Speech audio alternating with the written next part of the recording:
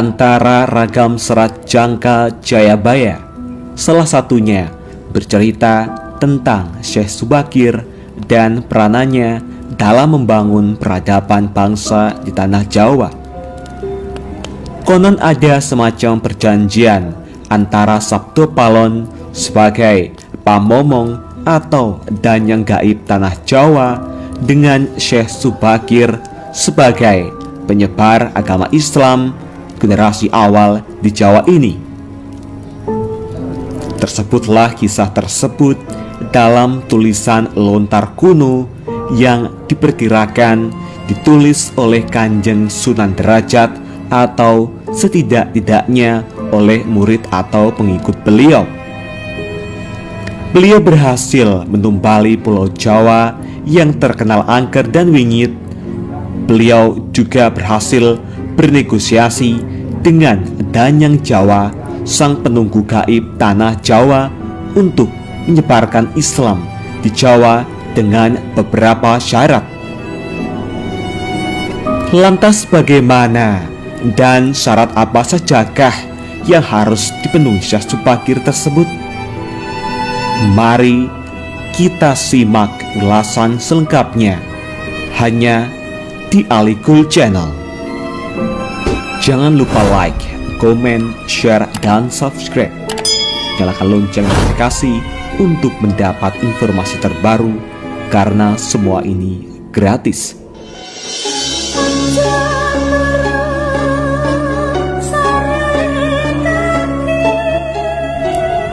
Nama Syekh Subakir sudah tak asing lagi bagi sebagian besar masyarakat Jawa.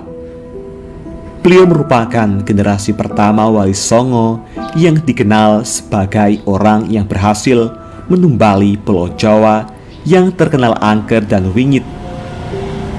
Beliau juga berhasil bernegosiasi dengan Danyang Jawa, sang pelindung gaib tanah Jawa, untuk menyebarkan Islam di Jawa dengan beberapa syarat. Di dalam kitab Musarar diceritakan bahwa pada masa dahulu Pulau Jawa terkenal sangat angker dan kondisinya tak karuan. Pengaruh magis di tanah Jawa masih begitu kuat, di mana banyak jin dan setan menghuni setiap sudut tanah Jawa yang saat itu masih berpenduduk hutan belantara. Suatu hari, Sultan Turki saat itu, yaitu Sultan Muhammad I, mendapatkan petunjuk untuk melakukan penyebaran Islam di Pulau Jawa. Maka diutuslah rombongan para alim ulama untuk mendatangi Pulau Jawa guna syiar Islam. Sayangnya, hampir seluruh rombongan tersebut tewas dikarenakan perbuatan para lelembut penduduk tanah Jawa yang tidak mau menerima ajaran Islam.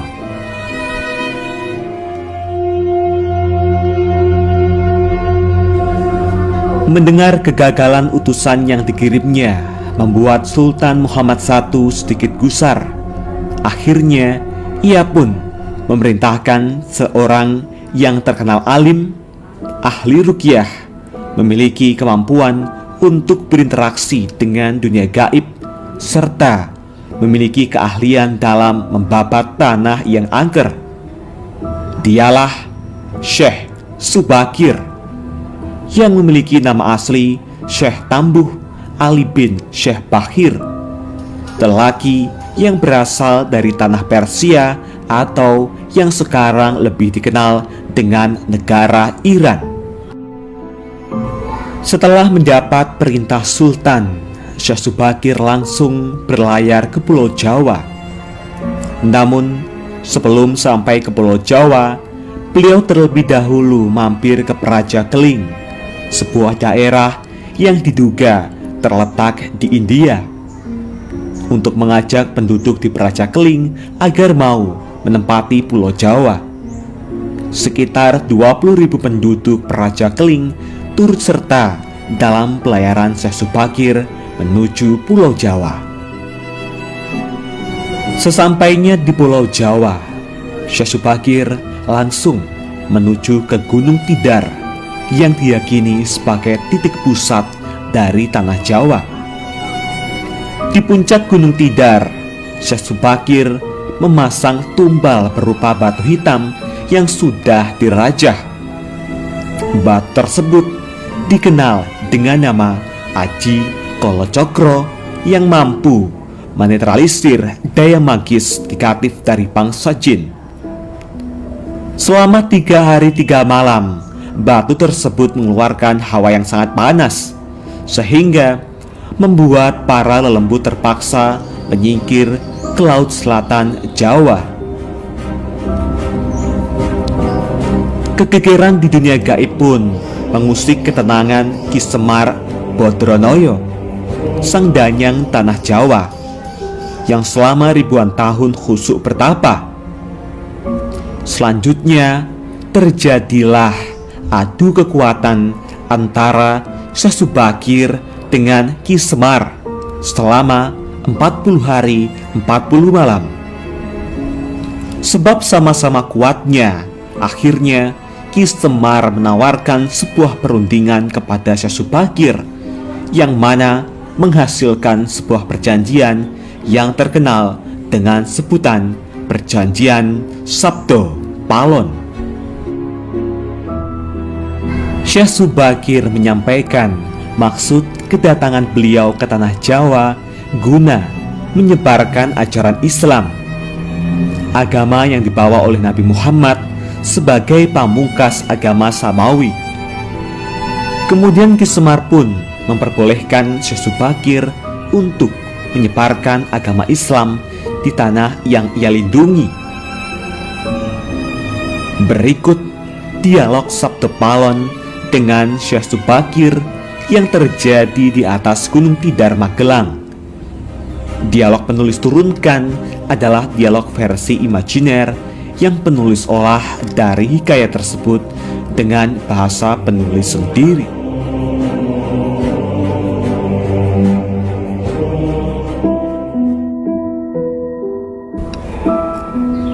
Syekh Subakir. Kisanak, siapakah Kisanak ini? Tolong jelaskan kepada saya.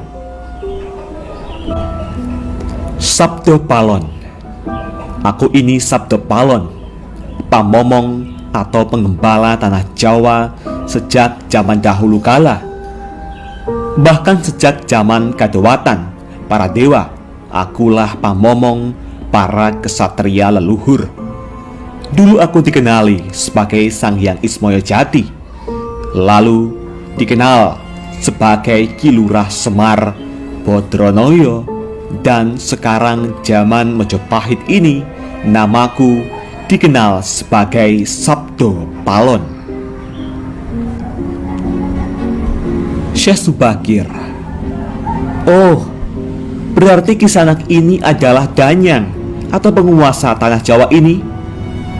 Perkenalkan Kisanak, namaku adalah Syekh Subakir, berasal dari tanah Syam, Persia. Sabdo Palon. Ada hajat apa gerangan Jigantiko rawuh di tanah Jawa ini? Syekh Subakir. Saya diutus oleh Sultan Muhammad yang bertahta di negeri Istanbul untuk datang ke tanah Jawa ini. Saya tiadalah datang sendiri. Kami datang dengan beberapa kawan yang sama-sama diutus oleh Baginda Sultan. Sabdo Palon. Ceritakanlah selengkapnya Kisanak, supaya aku tahu duduk permasalahannya. Syekh Subakir. Baiklah. Pada suatu malam, Baginda Sultan Muhammad bermimpi menerima wisik atau ilham, wisik dari Yang Akarya Jagat, Gusti Allah, Zat yang Maha Suci lagi Maha Luhur. Diperintahkan untuk mengutus beberapa orang alim ke tanah Jawa ini. Yang dimaksud orang alim ini adalah sebangsa pendeta, brahmana, dan resi di tanah Hindu. Pada bahasa kami disebut ulama. Sabdo Palon. Jadi Cingendiko ini termasuk ulama itu tadi? Syekh Subakir. Ya, saya salah satu dari utusan yang dikirim baginda Sultan. Adapun tujuan kami dikirim kemari adalah untuk menyebarkan pewaras suci atau ajaran suci amadar agama suci, yaitu Islam. Sabdo Palon. Bukankah Kisanak tahu bahwa di tanah Jawa ini sudah ada agama yang berkembang, yaitu Hindu dan Buddha, yang berasal dari tanah Hindu? Buat apa lagi Kisanak menambah dengan agama yang baru lagi? Syekh Subakir. Biarkan Kawula Dasih yang memilih keyakinannya sendiri. Bukankah Kisanak sendiri sebagai danyangnya tanah Jawa lebih paham bahwa sebelum agama Hindu dan Buddha masuk ke Jawa ini, di sini pun sudah ada kapitayan atau kepercayaan?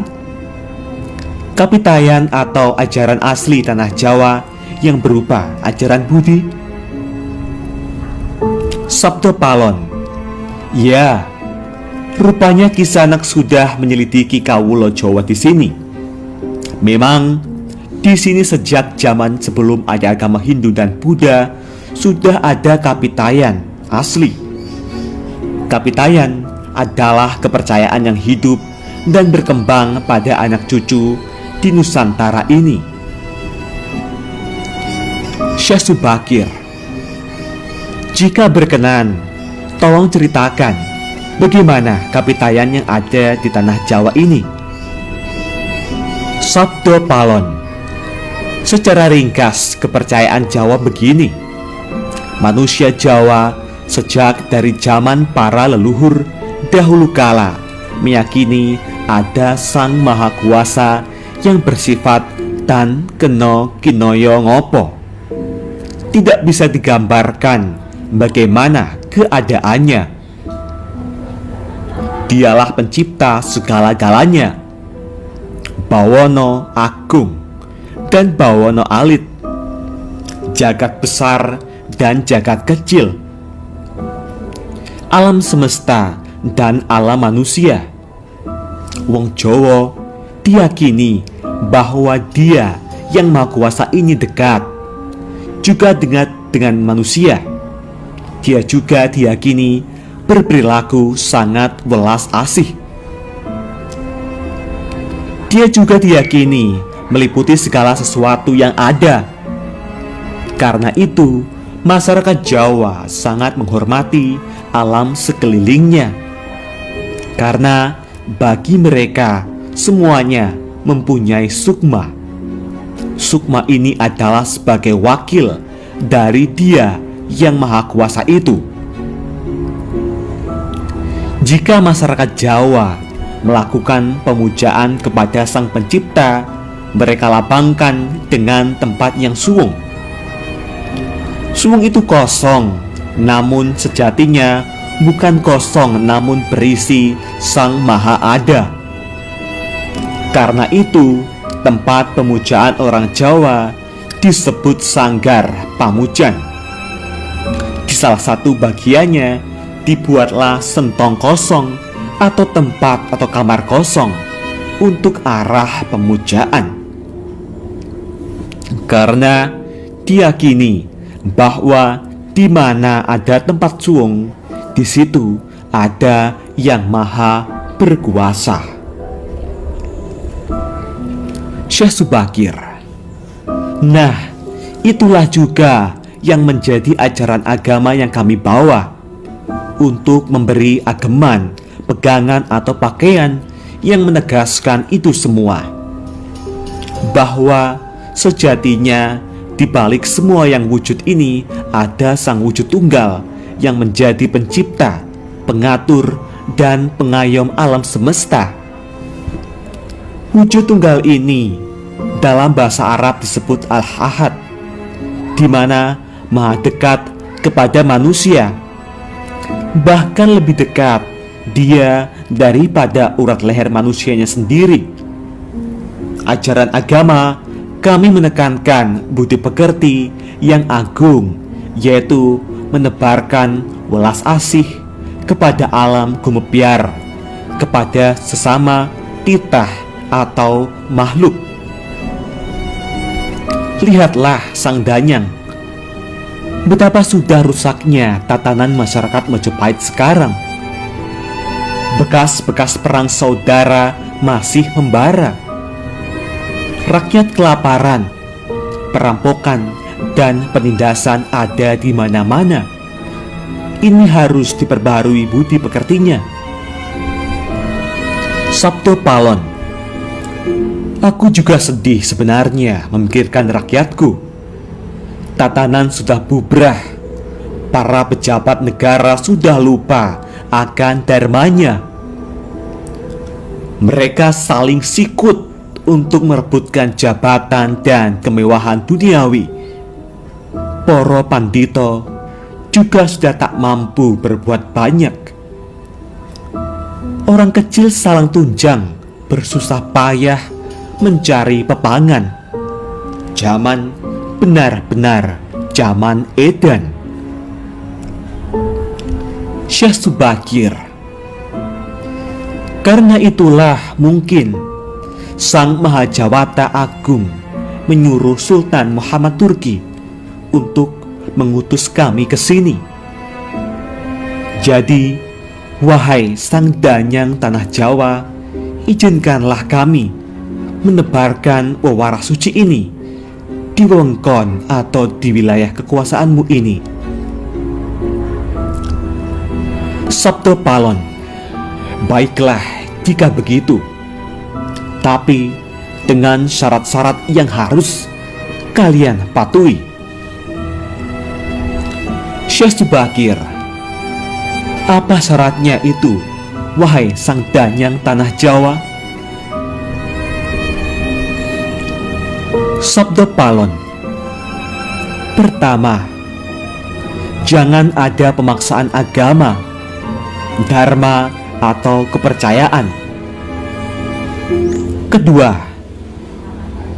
jika hendak membuat bangunan tempat pemujaan atau ibadah, buatlah yang wangun bangunan, luarnya tampak cakrak atau gaya Hindu Jawa, walau isinya dalamannya Islam. Ketiga, jika mendirikan kerajaan Islam, maka ratu yang pertama harus dari anak campuran. Maksud campuran adalah jika bapaknya Hindu, maka ibunya Islam. Jika bapaknya Islam, maka ibunya harus Hindu. Keempat, jangan jadikan wong Jawa berubah menjadi orang Arab atau Parsi. Biarkan mereka tetap menjadi orang Jawa dengan kebudayaan Jawa, walau agamanya Islam. Karena agama setahu saya adalah dharma, yaitu lelaku hidup atau budi pekerti. Hati-hati jika sampai orang Jawa hilang Jawanya, hilang kepribadiannya, hilang budi pekerti yang adiluhung, maka aku akan datang lagi. Ingat itu, 500 tahun lagi, jika syarat-syarat ini kau abaikan, aku akan muncul membuat goro-goro. Syekh Subakir, baiklah, syarat pertama sampai keempat aku setujui. Namun khusus syarat keempat, betapapun aku dengan kawan-kawanku akan tetap menghormati dan melestarikan budaya Jawa yang adiluhung ini. Namun Jika suatu saat kelak karena perkembangan zaman dan ada perubahan, maka tentu itu bukan dalam kuasaku lagi. Biarlah Gusti Kang Akarya Jagat yang menentukannya.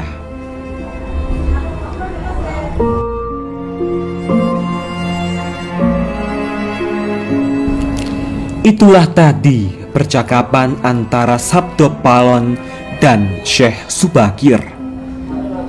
Memang susah untuk mengetahui keadaan, asal-usul, atau gambaran kondisi sebuah masyarakat nun jauh ke masa lalu. Semakin jauh masa itu, semakin gelap gambarannya. Namun, upaya-upaya ahli sejarah dan lainnya untuk menguaknya patut dihargai. Paling tidak ada sedikit gambaran yang mungkin bisa kita lihat, meski tidak sebenarnya benar 100%. Bahwa kata Jawa itu bisa diartikan gemati, perhatian, menghargai, menyayangi. Jadi siapapun mereka bisa melakukan itu semua di Pulau Jawa ini akan menjadi leluhur Jawa, entah dia dari belahan dunia manapun. Itulah tadi bunyi perjanjian Sabdo Palon dengan Syekh Subakir. Semoga gambaran kisah yang nun jauh di masa lalu ini bisa dijadikan sebuah mawas diri. Dan jangan sepenuhnya kisah ini ditelan mentah-mentah dan selalu ambil sisi positifnya. Bagaimana tanggapan Anda semua mengenai asal-usul penyebaran agama Islam di tanah Jawa ini? Apakah Anda mempercayainya? Tulis komentar Anda di kolom komentar.